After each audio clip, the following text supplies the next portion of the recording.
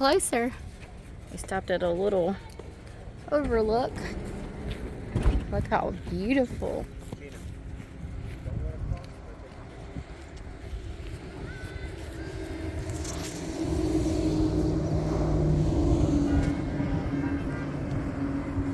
Mom, this little house is barn.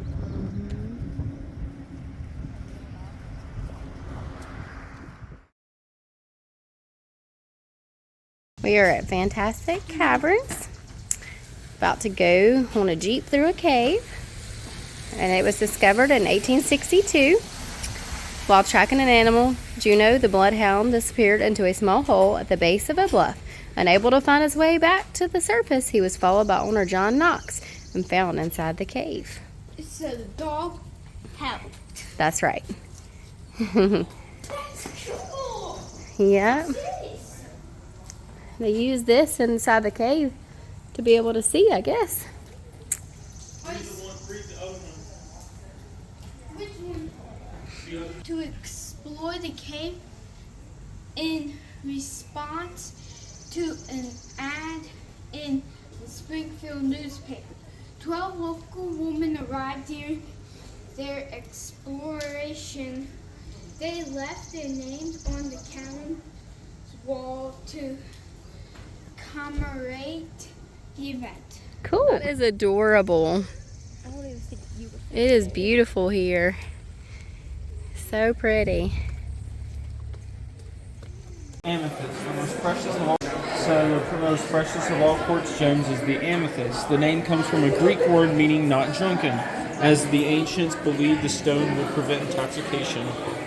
And apparently this thing is it. Used to be a school bus. It's really cool. So they pulled them on this to go to school. Hey, are you going to school today? I mean, how much fun would this be for this to be your school bus?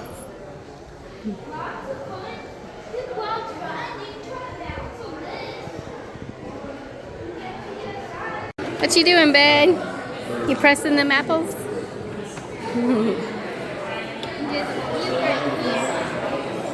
K-State. The first riding tour of Fantastic Caverns was given over 50 years ago.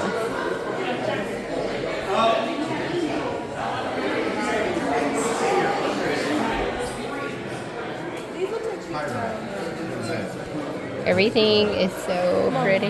This looks like chewed-up gum. Yeah, it does. Jesus loves the little gum chewers. Hi, Rosie.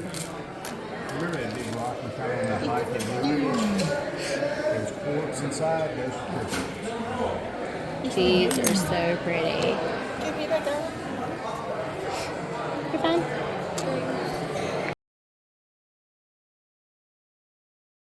Up here, create the steam, run our generator, and that is what gave us electricity in the cave. Forgot SD cards. Oh, okay.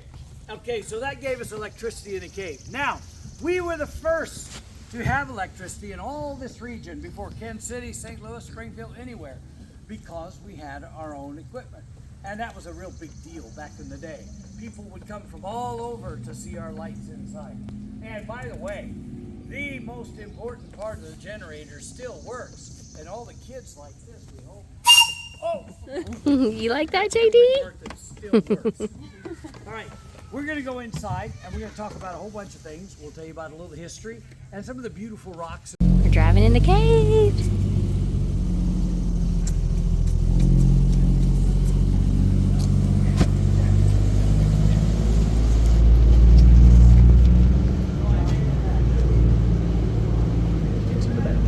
Into the back cave.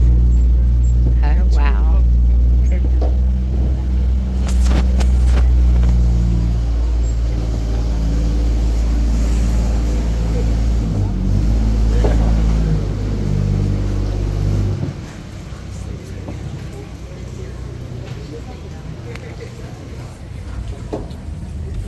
No, we're out hunting one day and Juno disappeared.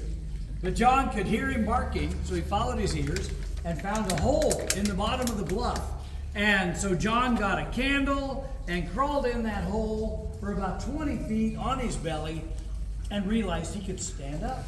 And there was his dog. The dog had probably chased a rabbit or something inside.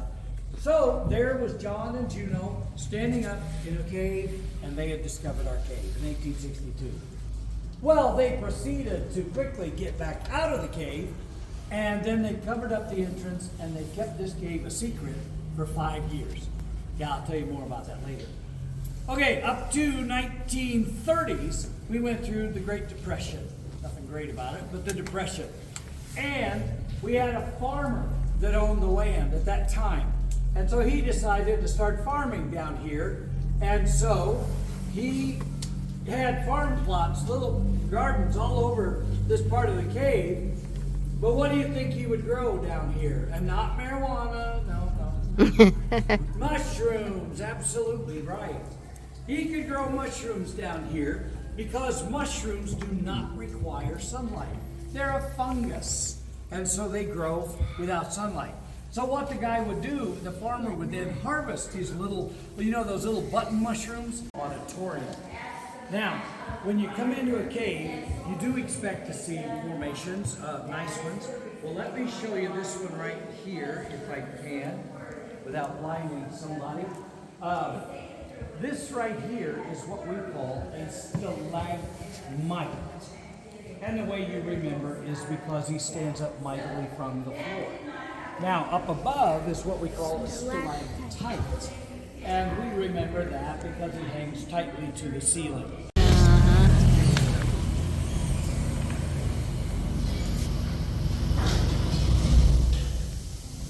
Okay, isn't our cave column quite unique here? Come on, can you see it?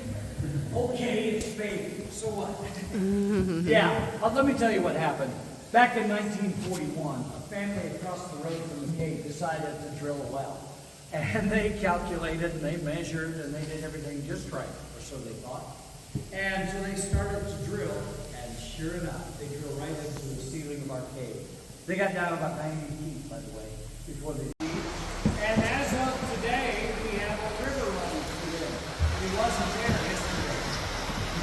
Now that water runs out, it comes down through the surface, and then goes out through our river down there, and goes through a spring, which empties into the river.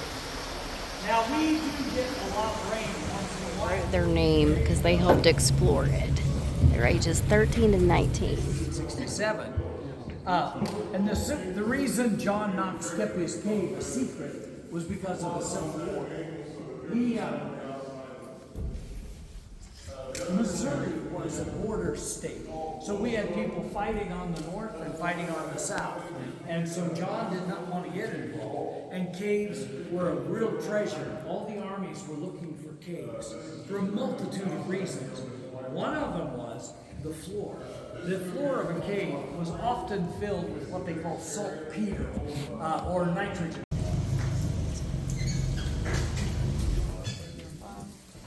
Okay, we call this area the breakdown.